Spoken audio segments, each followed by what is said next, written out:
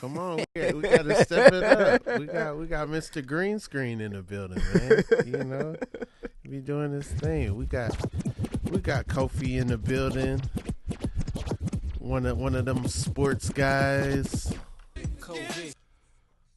Oh, put the headphones on if you would. Yeah. Okay. You know what that is, right? Oh my God. Tell me. Huh? Tell me. You gotta let me know. The name's gonna come. It sounds like it's not Rakim, but like I know it's not. But whatever. Dude, that is such a blind spot for me in terms of who is that? It's Kobe Bryant. What?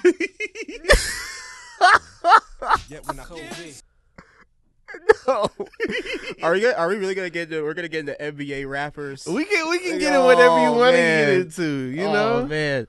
That's the thing about athlete musicians. If it's good if I'm like that's not an athlete. Right. I didn't think if I was an athlete at all. Yeah, you said Rakim. You thought it was Rakim and Brian McKnight. Nope. I was going by voice. I was like, oh man. Okay.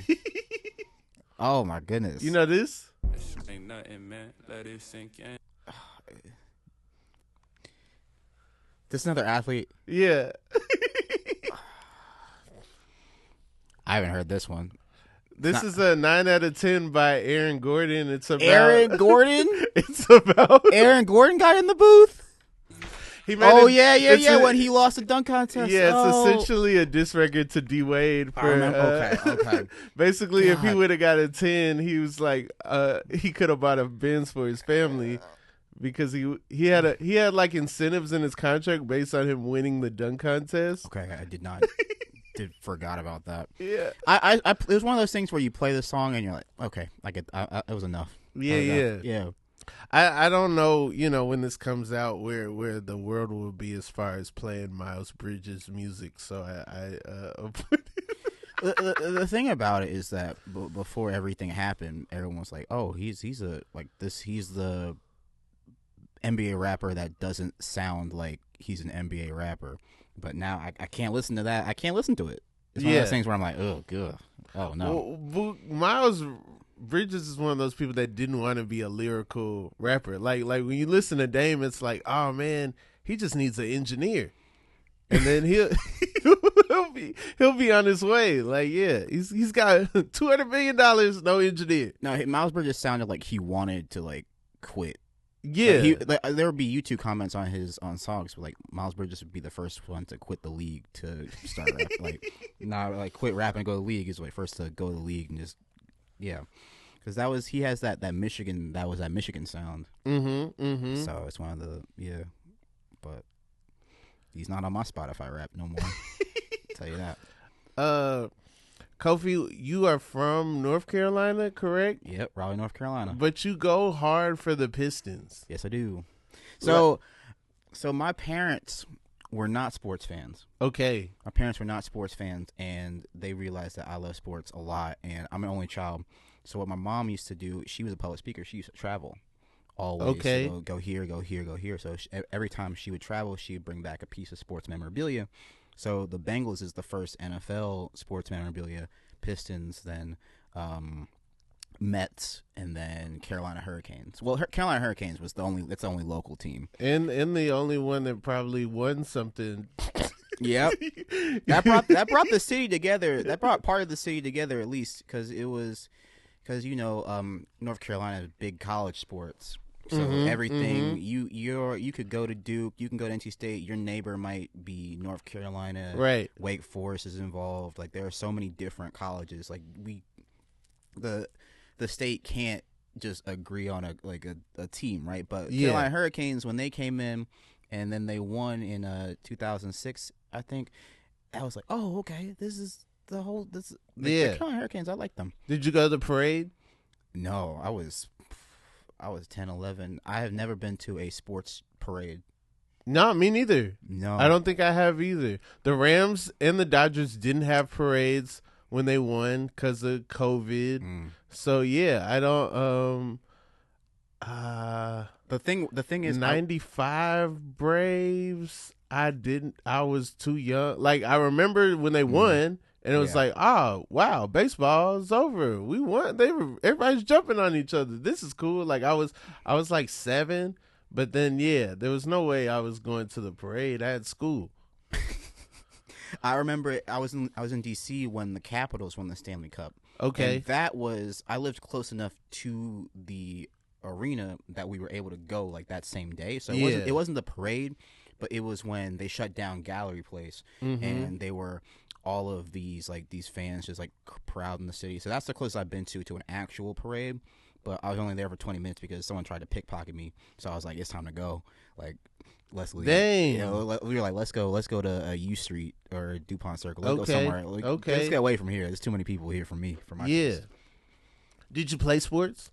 Yes, I did. I ran track in high school, and I tried to play basketball, but North Carolina I went to too good of a basketball school. Like, we were sending people. We sent before I got there, we sent Ryan Kelly to Duke. Okay. And he ended up playing for the Lakers for a little bit. And then we had a couple players one player go to Louisville, one player go to Georgetown. So this is when I was like, I still had those hoop dreams, but before I tried out for the freshman team, I had an awful AAU experience. And then I was like, maybe basketball is just not it. Then I didn't make the team. I was mad for a little bit, but then they won state. I'm like, well, how can I be mad at that they go in places, right? Right. I had a similar story. Our team won state, and I didn't make the team, and so that is a good consolation where it's like, hey, I didn't make this team, but this is the best team in the state. Yeah, y'all are good. You go. I went to the games because we played against John Walls High School. Okay. Right. This is the year I got there. I got to my freshman year. That was his Kentucky freshman year. So his only Kentucky year. His only Kentucky year. And all of us were doing the John Wall, even though they just played him last year. That's how cool. That's how cool he was for the state. Okay. But then his freshman year, my senior year, Kentucky whooped up on us senior night. Yeah, it was crazy. Yeah, like that team. But yeah, and there's a tournament in North Carolina. It was called, for a long time, it was called the GlaxoSmithKline. Then it became the John Wall because John Wall bought it, and that is where a lot of North Carolina talent comes to play, but a lot of talent from out of state also comes to play. So I didn't make the team, but over the years, I got to see De'Aaron Fox in high school, Thon Maker in high school, Jamal Murray in high school, and years after, I was like, I was nowhere close to being on that court. Right. Like, you got people coming in from Canada. Jamal Murray. Thon Maker and Jamal Murray on the same high school team. Yeah, you got people that aren't even natural U.S. born citizens hooping. Yeah, you're like, I'm not supposed to. I was going to be on that court no matter what. Exactly. I can totally relate to that. How did the Pistons become your squad? Again, it was my mom bringing me like gear, but it was also, that having that 2004 Pistons team, like that was right around that. Yeah, that was really cool because that was what the time I started VHS in games because I didn't have cable growing up. I didn't have cable till high school. So what I would do is I would be able to like VCR games off the TV. So I have VCR NBA and NBC games, and then I have some of the Lakers Pistons series, the Spurs Pistons series as well. Like I have that on VCR. I used to do all that, which was my way of being like, oh, sports only come on once every so often. I only got ESPN when I went to a friend's house, so I was able to go replay all these games and whatnot. I have the Steve Bartman incident on VCR. Yeah, Oh wow! I used to watch that all the time because I was like, it wasn't him. It wasn't his fault. Everybody's reaching. Everybody is reaching for the ball. So even if he don't catch it, somebody else is gonna catch it. Yeah, and every time. I mean, I don't know if you ever did you ever bring a glove to a baseball game?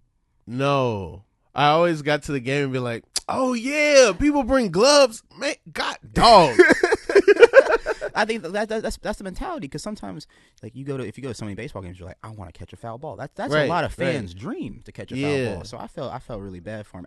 At the time, I didn't really know. I wasn't really aware of the Cubs history of all that until like later, and I was like, oh, okay, that's why he had to go into witness protection, basically. Yeah, like hiding, and I felt so bad for him, man.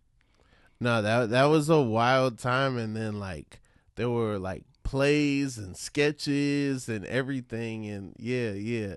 The people like made it seem like he cursed the Cubs. Like it wasn't like almost 100 years at that point of them just being bad. An 8-run 8th inning is crazy. So I was like, oh, I've never seen that before. Yeah, but Fox made it worse too, because they kept the camera right on him for a clean hour. Like, after every pitch, they'd show the guy. He was still there, didn't like leave, just sitting there watching with his headphones, like listening to the game on his radio.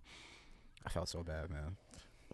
Wearing the radio at a baseball game is kind of next level. I kind of understand that. I get it at NASCAR when you can hear what's going on in the car, but like listening in on a baseball game at a baseball game, I think there's something about listening to the play-by-play broadcast, which is cool, because when you watch a sporting event live, you don't get all that kind of information, because radio play-by-play, after every pitch, they're giving you little nuggets of information. I understand for baseball. I wouldn't understand for like a lot of like the faster pace, like basketball, like a faster pace sport like that. Baseball, there's a lot of downtime. I would love to hear Mike Breen though while I'm at a game, and like in my ears, bang, that would be fun. I would try. If I went to the game by myself, I would do that. 1,000%. I can see you doing that. Yeah. I can see you wearing AirPods at a game. or over the head headphones at a game would be crazy. Oh no, yeah, I would do that. I'm not an AirPod person, man. I lived in New York for too long. I see people. My thing is that if you drop an AirPod on the subway, I have to get rid of it. Yeah, like it's too no amount of cleaning is gonna. I know too much. That I saw it bounce, you know. But it's white. As long as you I'm not get it back white. You good, right? New York liquid, bro. New York liquid. You know New York liquid when you walking around, and it's like just liquid come from like the scaffold, and you're like, that could be anything. That's the sad thing about like being in New York with my mom now, is she's exclusively a handrail person, and it's like, Mom, you can't be touching the handrail. And it's like, she's like, I need it. And it's like, Mom, come on. No. We pass this. We can't do the handrail. Ain't no city like it, though. I love it. I have a very embarrassing North Carolina Detroit Pistons basketball story. Word. I have a lot of family in North Carolina. What part? In Raleigh and Durham. Mm-hmm. And so we are staying in Durham for my family reunion, and it's the summer when Rasheed Wallace is assistant coach on the Lakers. I go to Wingstop to get some wings. The last night we're in town, like you know, no more family festivity. Food is left. Go to Wingstop, get some wings. It's during COVID. I see a man walk in, tall man, Rasheed Wallace emblem on his mask. It's gotta be Sheed. It couldn't possibly be anybody else, right? Right. And so I know he is the new Lakers coach or whatever for Anthony Davis. So I get my wings, I see him, and I say to him, Lakers gonna be good next year, right? He says nothing to me. He doesn't look at me, doesn't acknowledge me. I just stand there for a little while, and then I leave. And I'm like, dang, I don't know why he did that. Yeah. And then the next day it comes out, Rasheed Wallace no longer coaching, assistant coach of the Lakers. No. And it's like, I could have said anything. I probably could have said Jailblazers, and I might have got dapped up. Yep. I could have really said anything. Wow. And what I should have said was, you're the greatest Hawks player of all time. That's what, in my head, if I ever ran into Rasheed Wallace, this is what I'd say. Oh, man, number 36, the greatest Hawks player of all time, because he played that one day on his way to the Pistons. Yeah, He had that one great game, and then it was just a pit dealt. stop. Right. So I even had banked ready what I would have said, but I wanted them to know, yo, I'm up to date, dog. Totally just ignored.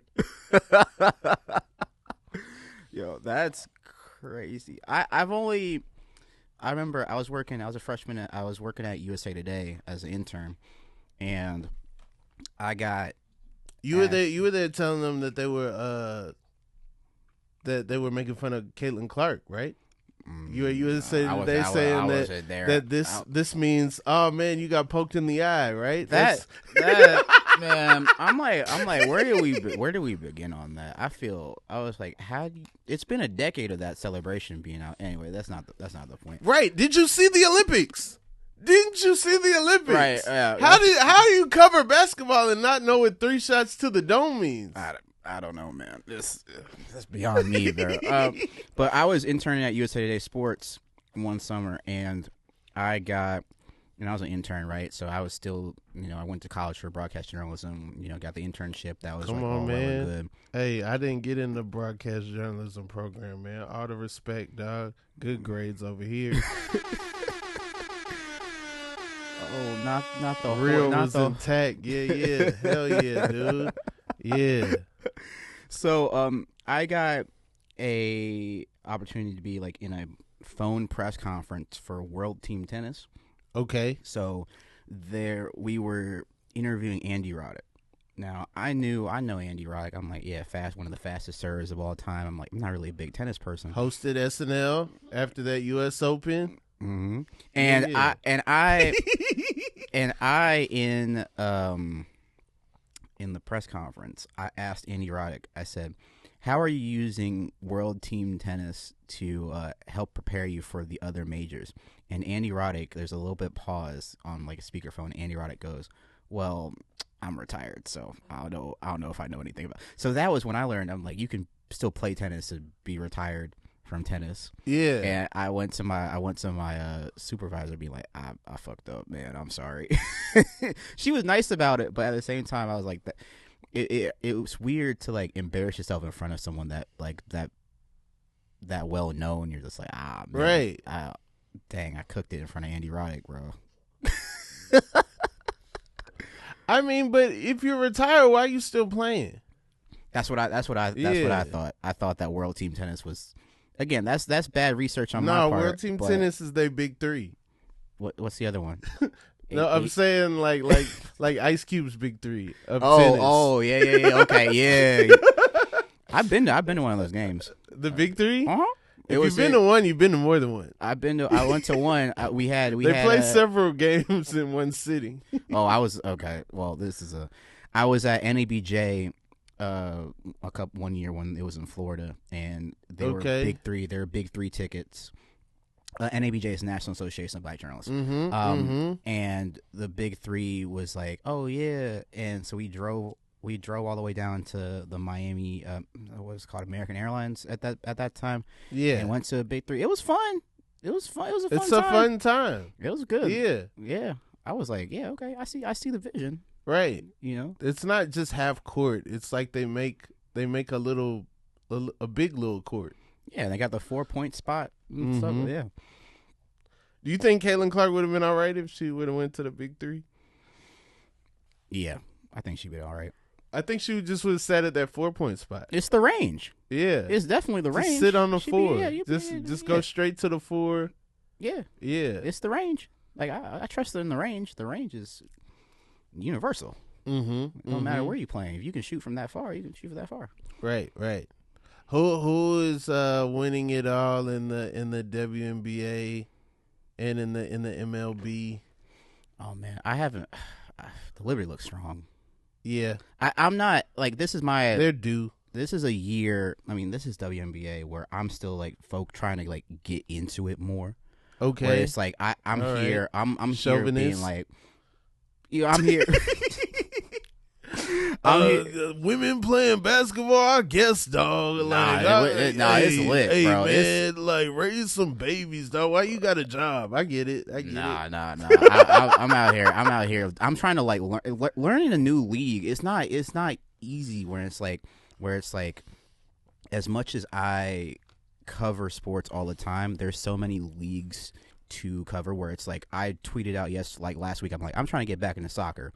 Where do I start? Where it's like one of those things where as a sports content creator, I did not want as a sports content creator to start making WNBA sports content and act like I had been there for 10, 15 years. I think that was the biggest problem because if you watch a league here and there, you don't want to put yourself off as an authority, and I think that's what really got in this whole mess of like the first half of the season where people were like all these people that were on like legacy media or like national TV, they came in there and they started talking like they have actually been paying like super attention, and all the WNBA media that has been there for years has been like, look, what are you talking about? Like the same things don't apply. Like I'm someone that if I wanted to make content about this league that I'm like digging deeper into year after year after year, I want to make sure that I'm fully prepared so that I don't like say anything being like, how I think DraftKings tweeted out Caitlin Clark had the best rookie season of all time, and then there are a bunch of quote tweets being like, Candace Parker won a Rookie of the Year and MVP in the same year, right? It's like like one of those things where it's like if you walked into someone else's house and then started like just trying to turn on the TV and you don't know where the remotes are or whatever. Yeah. That's what it felt like. So I'm here. I sat here just trying to observe all these players and stuff like that, and it's been great. It's been fun, but I'm not going to be like, then this is why this player. I'm like, no. Just taking the year. I'm doing my research. I, bought the advanced analytics for the W, that's cool. Got you. It's weird because it's like a whole different playoff structure. It's not like it's the NBA, but just like women. It's like, no, there are no conferences when it comes to the playoffs. I like that. And I like that way it's better. just the top 8. Also, everybody's might not have a winning record. Yeah, I think that the more like the expansion teams, cause I think a team is coming to Golden State, and then they announced the second team. I think it's Portland. I think with expansion that's going to be fixed a little bit more. Yeah. But I think the thing that gets me is that a first round, it's best of 3, but it's not 1-1-1. It's not 1-1-1. It's not 1-1-1. That's kind of, I'm like, you go home. Fight to go home. You gotta fight to just go home. You gotta fight for your life in your crib. I'm like, yeah. I like that too. I'm like, yo, that's the thing is that it's just baseball kind of got that right. Oh wait, no. Wild card is like.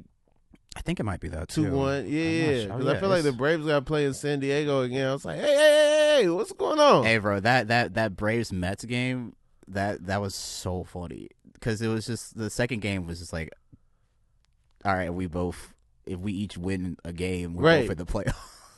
Yeah. So they split. So they both took an L that day, and they both drank champagne. Yeah, that was so funny. Like the Braves were on their field with the celebration, and the Mets were in the locker.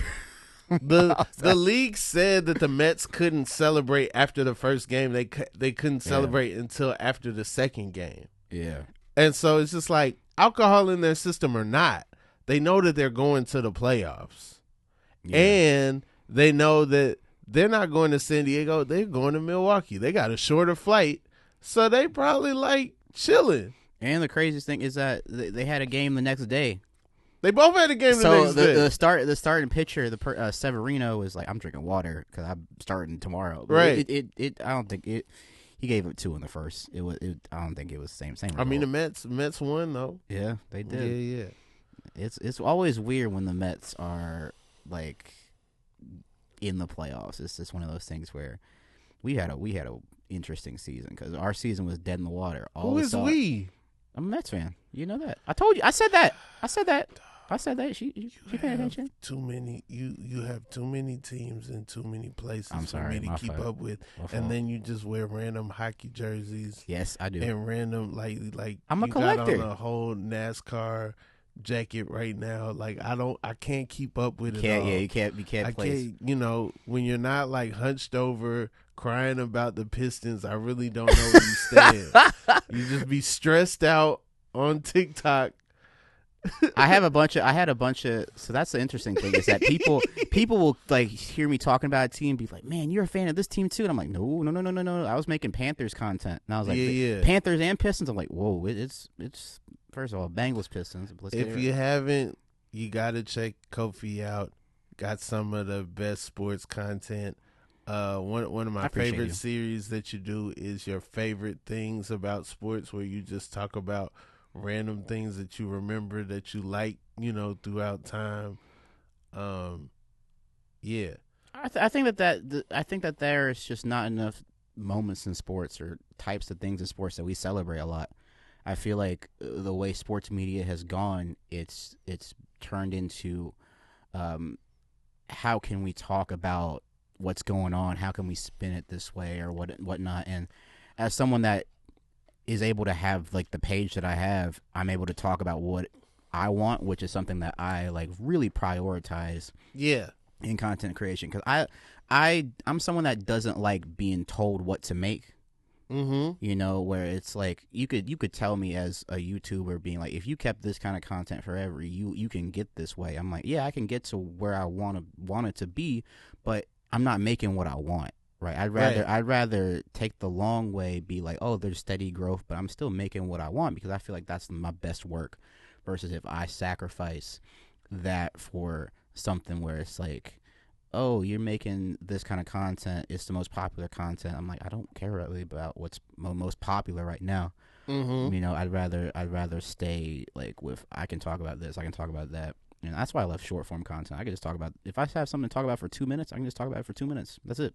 It'd be a dense 2 minutes though. Like when I watch it, I'm not seeing it like, oh, this guy doesn't have a lot to say. Like I feel like it's a quality 2 minutes, I appreciate that. And I think in a world where like a lot of sports journalism and sports content is just the monetization of takes and just like, scraping the bottom of the barrel for a take, whether you have something to say or not, it's refreshing to have someone who just finds different things to talk about, different things that they find interesting, and you could tell genuinely love sports, I think that there's something so valuable about not saying something so much. I think that that's where a lot of these debate shows get caught up because they gotta fill 3 hours of time. They gotta fill 3 hours. They have to. Tony Reality's dishing out the points. Oh, love Around the Horn. Actually, that's it's weird because it's like part of the monster. It's like the PTI Around the Horn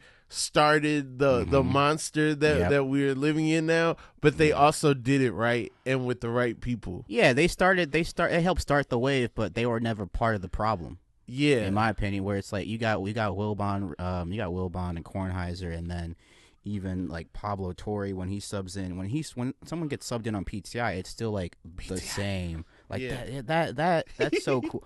And I like Around the Horn because what Around the Horn has done with ESPN is Around the Horn has been able to be used to introduce a lot of ESPN talent. It's a farm system. Yeah. I really like how they use it. And Jamel Hill and Monica McNutt, Jaya Donde, Harry Lyles Jr. All of them. Bob Ryan's still around. Bro, it's so because I used to work at ESPN. Yeah, I was at ESPN's The Undefeated when it launched. Okay, this was about 7 years ago.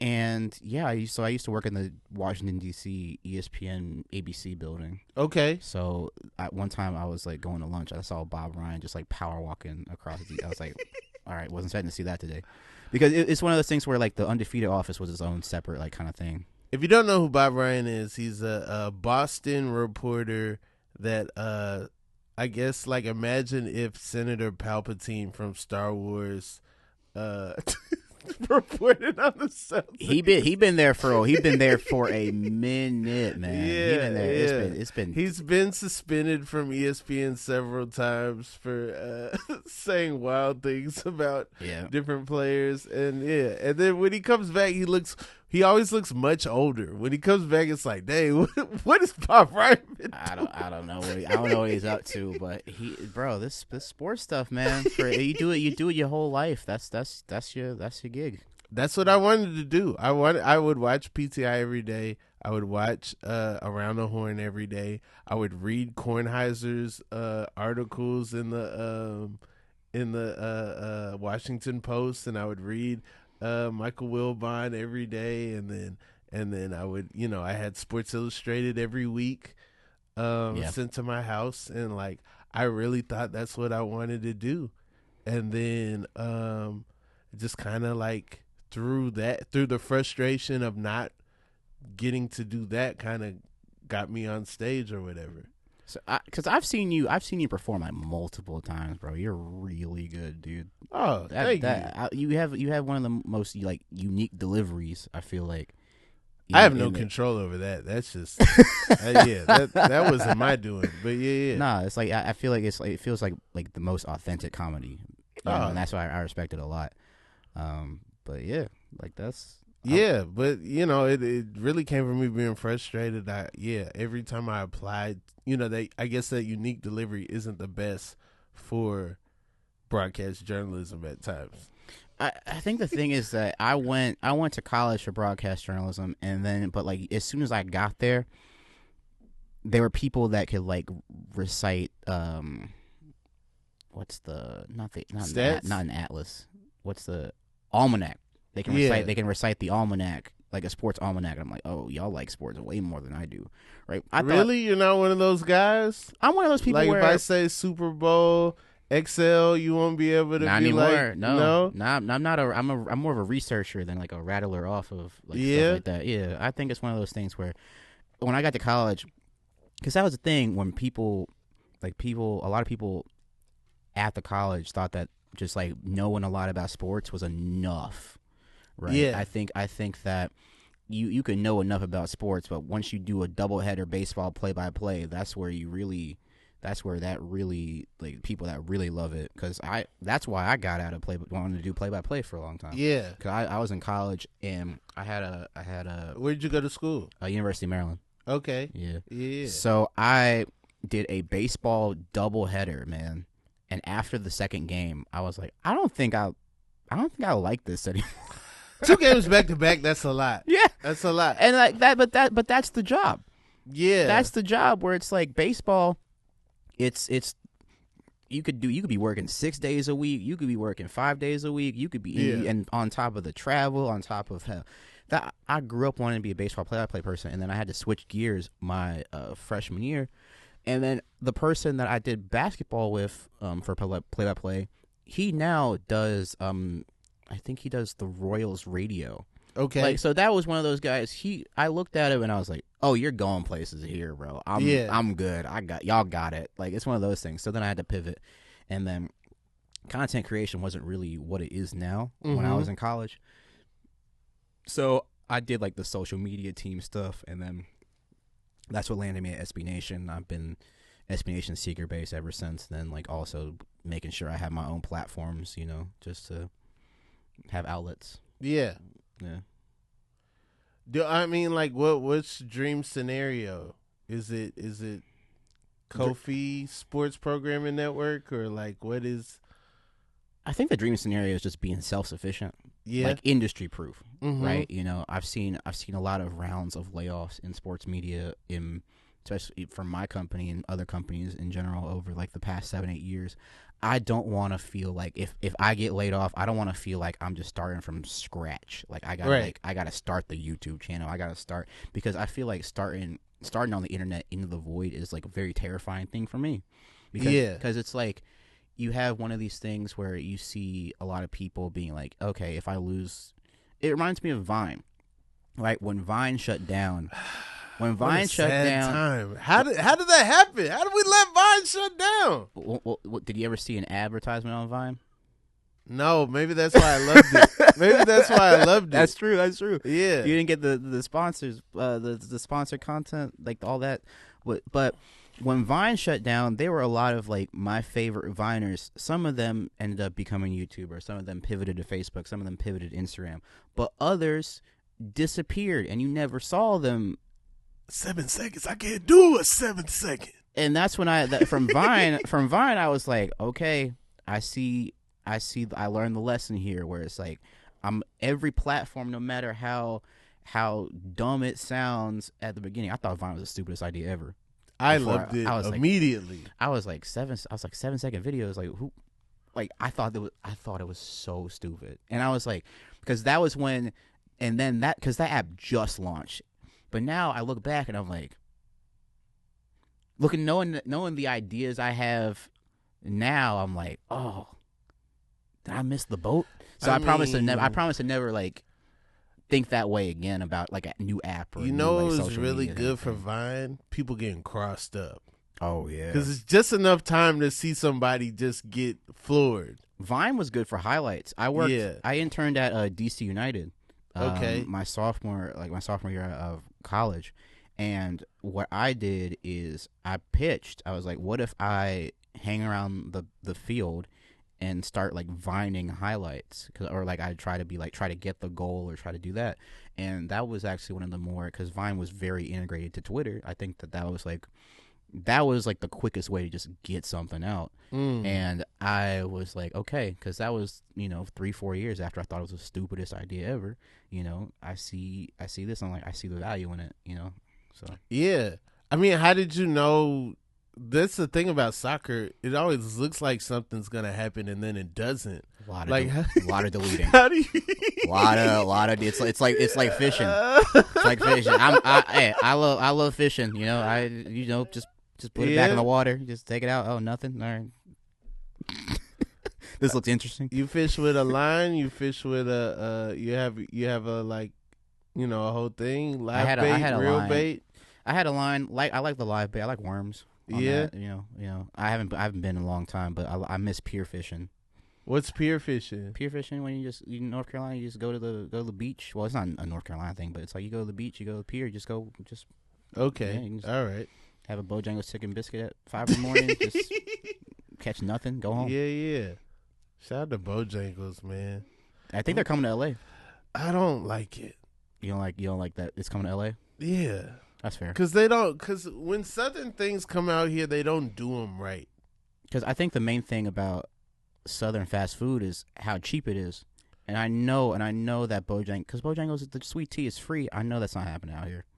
The sweet tea is free? Yeah, with the meal. Okay. Yeah, you get like a 3-piece meal. It's like you get sweet tea come with it. I might have been doing it wrong. I think I've been getting charged for sweet tea this whole time.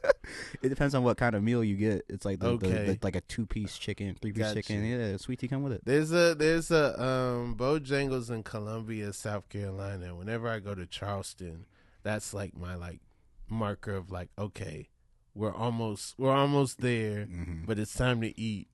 And I know yeah. Do you ever go south of the border? Taco Bell? No, south of the border. No, bro.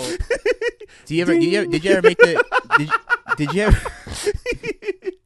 you ever make the drive from North Carolina to South Carolina?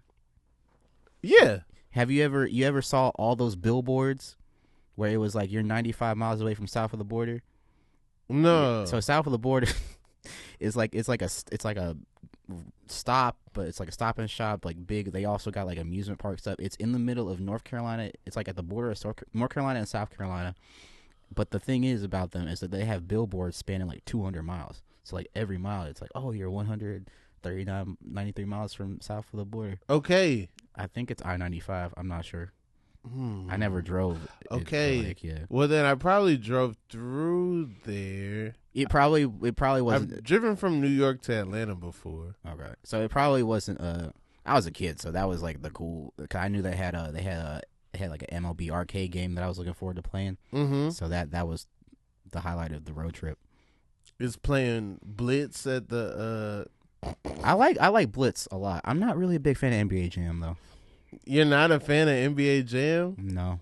You're too young. I played You're it. too young. You don't know what it was like to see Bill Clinton hooping in a video game. You don't know how crazy that was at the time. You're probably absolutely right. Yeah, I do not know. NBA Jam took a stance. You know what I'm saying? Wasn't scared like the rest of these video games. Bipartisan, no affiliation. Nah, there is no Herbert Walker Bush code. It's only Clinton. Only Clinton. Oh my goodness, bro. He the president, dog. Yeah. Do you have so from North Carolina, do you have a preference on barbecue sauce? What it should be based? Yo, I think the vinegar sauce based I like a lot. Blech. Yeah. It depends on the cut though. Depends on like the pulled pork or the brisket. You know, it just like switches, you know? Yeah. Like I don't know if it's called red sauce, but I usually call it red sauce or whatever the red sauce base is. That's my least favorite is the vinegar base. Vinegar base with like a certain like type of pulled pork, and then if you get the whatever brisket or whatever, I get like more like mesquite or red sauce or honey barbecue or whatnot. It's hard to like explain. Because I feel like a lot of people not from the South are gonna be like, "What are you all talking about?" There's only one. There's only one barbecue. Yo, change the channel. If you're not from the South right now, get out of here. No, I'm just playing. Please don't leave. No, wait. I love talking to other Southerners about just like staples. And everybody else look at me like, what are you talking about? I'm like, you mean like staples of the South, or you mean like the Office Depot? No, staples like staples of the South. You know, man. If I was, don't get me started on Office Max, bro. It's two different types of paper. Oh man, you just go in the back and you just try out chairs till it's time to go, man. It's a good time. Good time. The chairs got a good swivel. I take Office Max over Home Depot, bro. At least the Office Max floors are comfortable. Like Home Depot, it's uncomfortable. Home Depot, you feel like you're really all right. This is intense. Everything's concrete. Things are dangerous. Yeah, no. Yeah. When DMX was out, I had this idea. I was like, I'm gonna get a chain from Home Depot, and then I don't have to go to forget the jewelry store. If I get a chain from Home Depot and figure out how to fasten it, I could just wear that to school. You can weld it. Yeah. Someone to weld it for you. You got the tools there. Like, I go to Home Depot. They're like, "How much chain you want?" Like, it was so cheap. It was so cheap. Nah, Home Depot is a top five. You're gonna have a boring time as a kid. Honestly. Yeah. All you gotta do is stare at the paint section. I was so depressed when they put the key machine there. Ooh. And you don't have to find a dude to make the key. That was the whole adventure, finding the key dude. Yeah, that's like how the sausage was made. Yeah.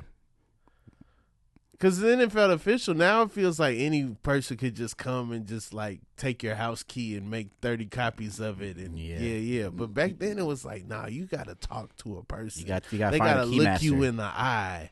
And then, you're like, can I get a Superman key? You gotta talk to him like he was like an NPC giving you a side mission. You ever lose your house key? Yeah. Man. Parents really get upset about that. Like somebody's gonna find your house and then just be in your house. No, it's not like other things where it's like you lost your wallet and it's like, please return to insert address here.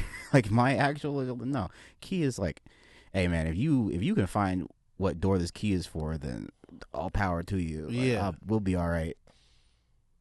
I lost my key at a comedy show one time, but it was like nowhere near where I lived, and I was just like, I just got to figure out how to get another key. I'm not like worried somebody's gonna come and live in my house. If that happened, you just gotta be like, I don't even know how you found this, bro. Like that's just top. That's like just detective work at that point. Now with squatters' rights, it's probably like a little scarier. Oh, because then it's like, the minute we go on vacation, they're gonna start getting mail here, and then it's a wrap. Then we can't evict them.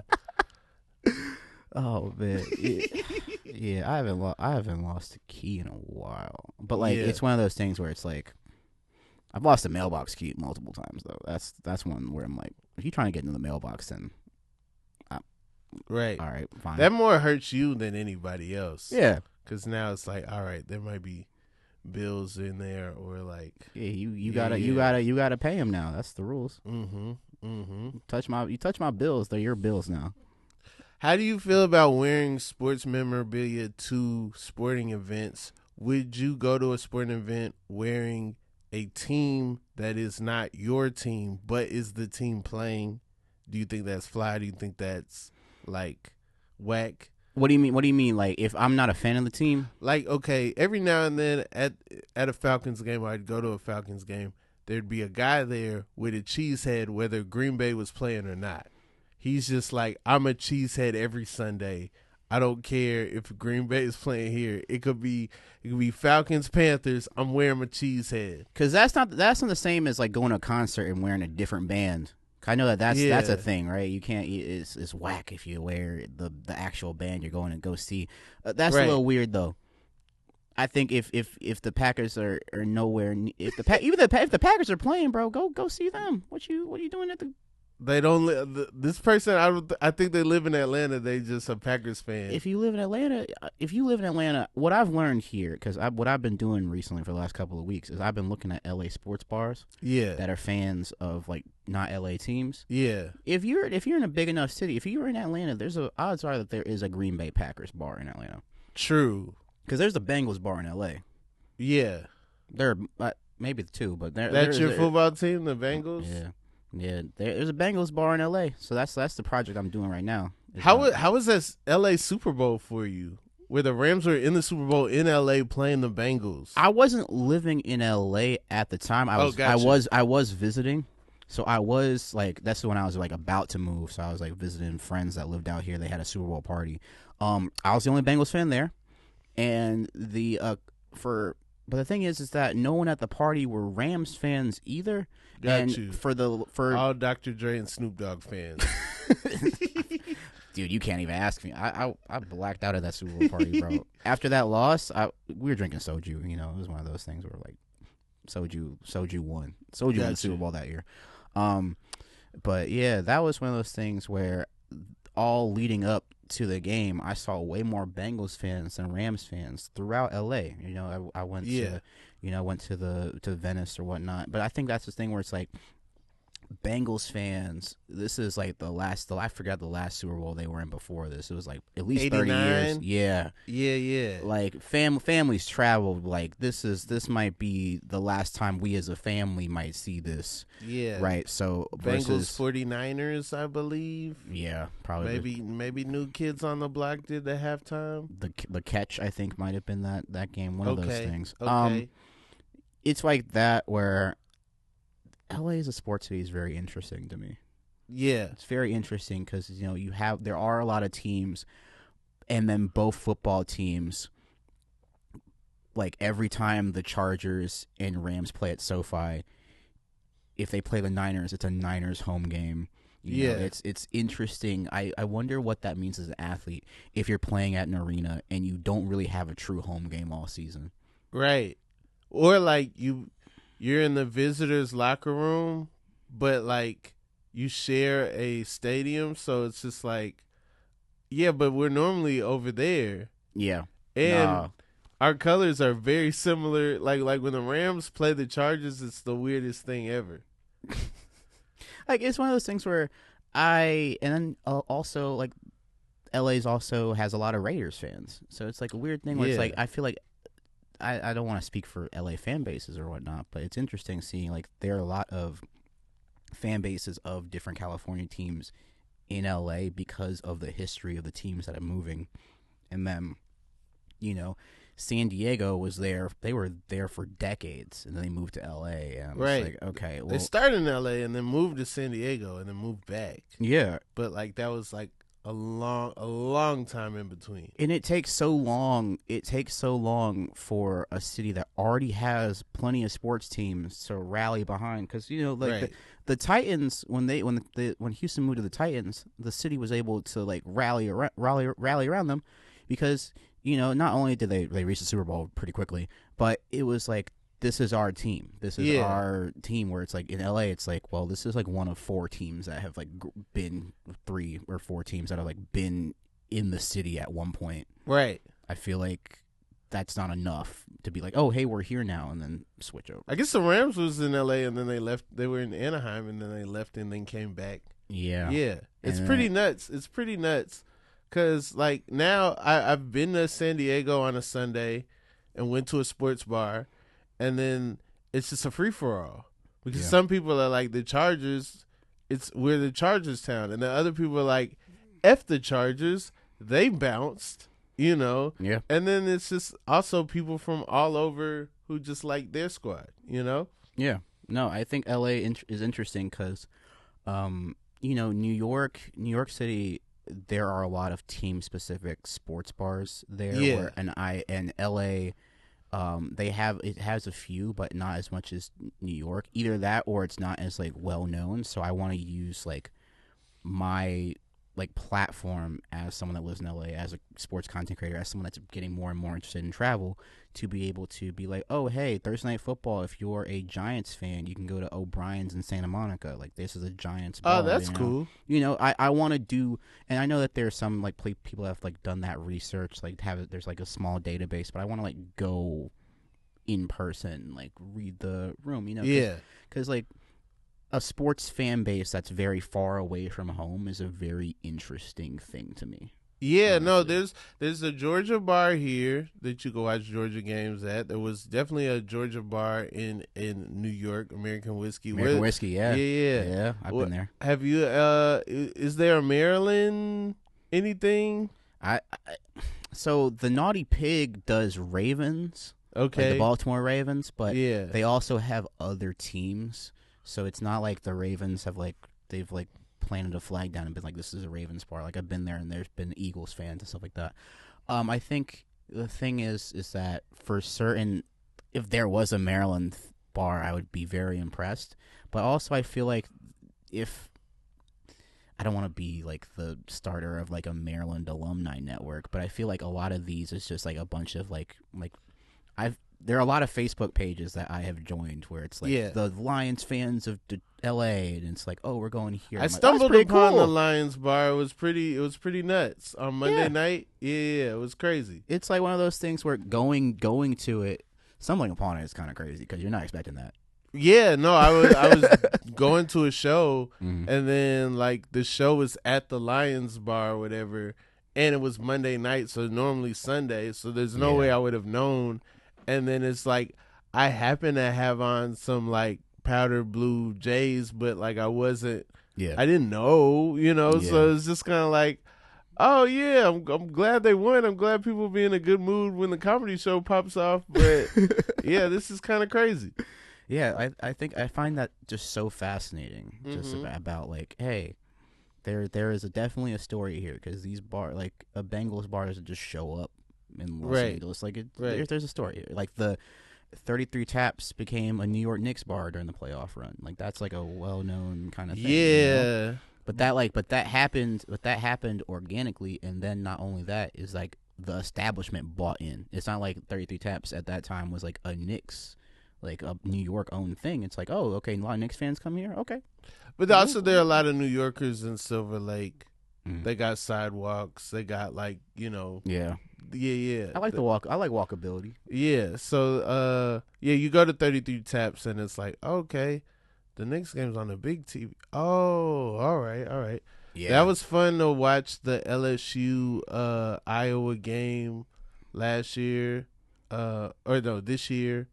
I saw that there, and then I saw one of the Timberwolves Dallas games there. Ooh, okay. Not as fun. Bit of a blowout. Yeah. But yeah.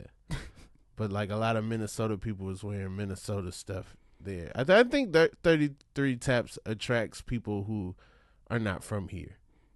Yeah. I'll take that. Yeah, as someone that is not from here, I can.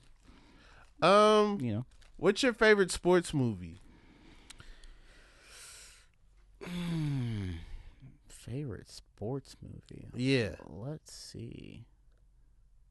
Coach Carter kind of is up Coach there. Carter? Coach Carter's up there. Really? Yeah. Yeah? Is up there. Remember the Titans is up there. Of course. Man, sports movies. Hustle's up there, actually. Hustle? About I think where J-Lo's a stripper? Nah, the Adam Sandler one with Oh yeah. J-Lo and Cardi B and Lizzo are strippers. Yeah, Lizzo's a stripper with the pole dancing is a sport, right? No, it's not. All right. Yeah, I think I do. Okay. Is that going to be in the LA Olympics? Are you on the committee for that? I would be down. I would be down. I feel like I was introduced to this song in Coach Carter in a montage. Aren't they like running up a hill or something to maybe. I think this is also an NFL street, I think. Yeah. Not think around the same time. Coach Carter is interesting to me. And then on top of the fact that he eventually became a slam ball coach. The real Coach Carter? Yeah, the real Coach Carter was a slam ball coach. Oh man, get out of here. I'm like, wow, okay, this is interesting. Yeah. But like there are a lot of sports movies. They should have put trampolines in the movie. Yeah. That would have been great. Dude, the thing is that also the movie so when I first watched Field of Dreams, I was expecting Ghost Baseball and I never got it. What do you mean? They don't play Ghost Baseball. They don't play Ghost Baseball? They just show up, a bunch of cars show up and the movie ends. I thought I was going to watch like Ghost play baseball.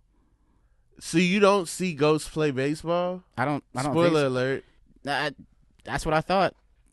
I thought I was going to see, but then I might be misremembering the movie, but all I know is that he plays like catch with his dad. And if you build it, they will come, but that don't mean they will play. They didn't. They just going to show up. Hey, I was pissed. If you build it, they'll come. But it's like, all right, they here. And then like the credits roll. Yes. Get out of here. No, I was pissed. Man. I was like, what? I wanted to see the White Sox, Black Sox play baseball. They didn't. No, the Black Sox, the ones that bet on baseball, and they were so disgraced. They were like, "We're not gonna call you Black Sox anymore. Bro. We're changing the team name to what? White Sox." Oh my god, dude! I feel like throwing baseball games in 1919 must have been absolutely crazy. That's great. That's wild, bro. Yeah, because dude, it's baseball. Okay, whatever. It's baseball, man. Like how you, man. Oops, ball 4 again. Crazy. Isn't it hopeful? Is that Coach Carter with hopeful? Yeah, that ended like sure. every movie after that. Oh yeah, that went platinum. That went platinum in the credits. That was like after that it was like, man, we got to get Faith and Twista. How else are we gonna do credits? Yeah, man. I used to have that on my iPod Nano. Hope. It's called Hope. Yep. Yeah, bro, that's crazy. That's a great. That's how the movie ends. That's perfect. That's perfect way. All right, football. Dude, Shanti gets pregnant in there. It's good. Yeah. My favorite thing about sports movies is when they just call some wild stuff, like the winning play. Remember the Titans is like a double reverse from their like 20. Yeah, and that's the end of the game. It's like the game's over. It's like, all right, let's run the double reverse. They not gonna see it happen. Come on, man, it was the 70s. You gotta believe. Yeah, they got white and black players. You're not ready for the double reverse. You don't understand the double entendre in there. Yeah. They're trying to double reverse racism. You know what I mean? Oh my goodness, bro. Yeah, but I think that those strong side, left side. You could pick my whole football team. We went to see Remember the Titans in the theaters. Yeah, like the night, like we had a game on Saturday, Friday night. We all like went to the movies to see Remember the Titans. Yeah. Bro, I never played football. Oh man, yeah, no, I don't got CTE. I don't think. I think I'm good. No, yeah, you good. Yeah. Like it was one of those things. My parents never let me play, but I never really asked either. It's one of those things where I never caught myself asked because I was like playing soccer, playing basketball, baseball. Baseball was my first like sport I thought was the coolest because I would be like experimenting with like pitch grips. Yeah. Up in like the room, like trying to throw a knuckleball when you're like 8, and you're like, it's like, what are you doing, bro? Like, what? You know, those are the sports that I gravitated to. Baseball, I had to play baseball. My grandfather was super into baseball. Watched the Cubs every day, like it was just like he got to play baseball.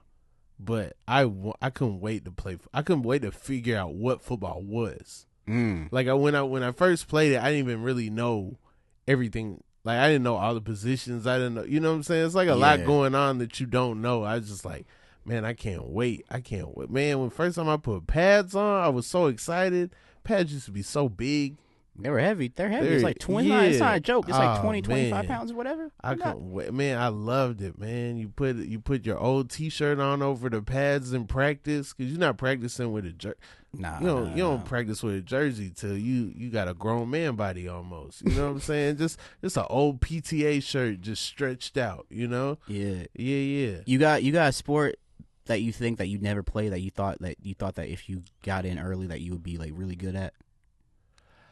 I think that where I grew up, so few people played tennis. I might have been able to like really just like, and then if I would have got into tennis, I might have been in better shape for other sports. Like I would get all the way out of shape. Yeah. And then football season would come around and be like, work your way in shape. My way in shape. So I do think about that sometimes, but I also felt like if I came to my school with a tennis racket, it would be hell. It would be hell until it was time to go to practice. Because what they would be like, you playing tennis? What you doing? Yeah, but that tennis is during like what, track season and what's season? Yeah, but see, I never ran track.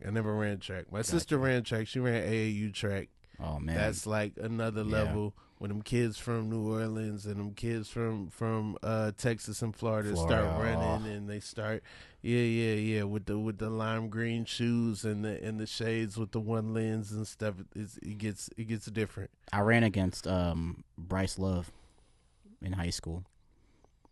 Bryce Love. What was your event? 100, 200. Oh, okay, you were a sprinter. Mm-hmm. Yeah. All right. Yeah, I won state in my division twice for the 100. Get out of here. Yeah. Wow. Yeah. Is there any footage of this? I don't know, actually. You got to make a post. You got to let people, during the Olympics, you should have let people know, like, if anybody gets to shit on your man Niles, it's me. Check the tape. I think my thing is like, we talked about track, and my thing is, I'm understanding is like, hey, any person that can clear 10 seconds is one of the best athletes in the history of mankind. Anybody that can get under 10 seconds, that's... What was your time? My fastest time was 10.5, 10.6. Okay. Yeah. But then I didn't run in college. Because I just like, it wasn't... Because in college, to get like a track scholarship, you got to like run the 400, and I'm not doing that. 400's the tough. One lap around? You can't do one lap around? That is the hardest event. Dude, it's just a lap around, dog. It's just a lap around. That's the hardest event there is. Where you started, you just in there and then you done. 400, 800, 400 hurdles. Those are my sister's events. 400, 800. Yeah, she was like in the 60 something range, like when she was like in middle school, and then she started partying, hanging out. She like she was faster in middle school, I think, than in high school. I got the utmost respect for anyone that runs those events because those are not fun. The training for it is not fun. Just a lap around. It's just a lap around. Just go around the track. All right, do a lap around. But like old people do it all the time. One lap around the track. It's your fastest lap. It's the fastest possible like you can go. It's all out. Man, it's easy, man. You just go around the track one time, dog. All you gotta do is go around. Bro, that is the hardest. 100, where you at? That's not where you started. All your stuff over there. 100 easy. The 100's easy in my mind. That was 400. That's what I used to do. You right there back where your stuff is. 400 is a 200 pace You put twice. your stuff down. You run the 400. Boom. You back. Your stuff right there. Oh my goodness. That is the toughest race, bro. Like my coach would. I had asthma, bro. Like I have asthma. My coach was like, "You're not running the 400, bro. I've seen you run the 200 after like 2 races. You're not. You're not. That's doing your that." problem. Your coach called you bro. He was. That's real. That's real. He was right though. You won state. Huh? That's crazy. For 100, not the 400. The 400 was y'all got it. But that, I mean, so you could say at one time you was the fastest person in North Carolina. I was the fastest person in my North Carolina division, but when I was racing like Bryce Love and like Bryce Love was like Naheem Hines. I raced a couple players like football players that were like Bryce Love was fast. Yeah, Bryce Love was fast. Naheem Hines was fast. Never raced against him, but that NFL, Bryce Love beat me, of course. Bryce Love beat me by what, 0.1 second, which in 100 is like a considerable margin. Yeah. Which is like, it's like, you got it, dude. You're going to the league. You ever dive? You ever get out there and you be like, you know what? I'm gonna go for it. I'm gonna eat. I'm gonna eat track. That's embarrassing. That'd be embarrassing for me, man. That track hurt. Yeah, but what if you won? What if you dove and won? But at what cost? What you mean? It's not just... No, you come back to school, face all scraped up with a gold medal on. People everybody this dude real. Everybody gonna be like, what did you do? What's your event, bro? That was sucking. People like, I dove. Everybody like, nah, you failed. Like, no, I swear I know. I know. It's like, nah, don't even dive, because diving is not even it's not even faster, I don't think, because at diving you gotta like slow down a little. You slow down a little bit when you try to like dive and stuff. Also, them spikes not to play around with. So you ever do the hurdles? No. That is don't have the flexibility for that. Okay. Yeah, that's another thing, is that 2 different events. Yeah. And like, it's one of those things where it's like the that's like counting your steps and shit. I didn't like doing that. I didn't want to like be like 1 2 3 1 2 3. Like it's like a rhythm almost. Yeah, I didn't want to think about that while running. Got you. Yeah. Kofie, anything you want to tell the people? Anything you want to promote? Anything you want the people to know about? Yeah. Feel free to follow the YouTube channel, Kofie Y. And then feel free to follow the Instagram, which is KOFIE YEBOAH, Kofie Yeboah. And then follow the Twitch. It's one of those, Kofie Y. And then TikTok is also Kofie Y. So, yeah, I make a variety of content, long form, short form, live. I don't have a podcast, but I feel like the podcast guest is more my lane. Okay. It's like show up, talk for an hour. Yeah. Love that. Heck yeah. Thank y'all for listening. This has been the Inconsistent Podcast with Rob Haze.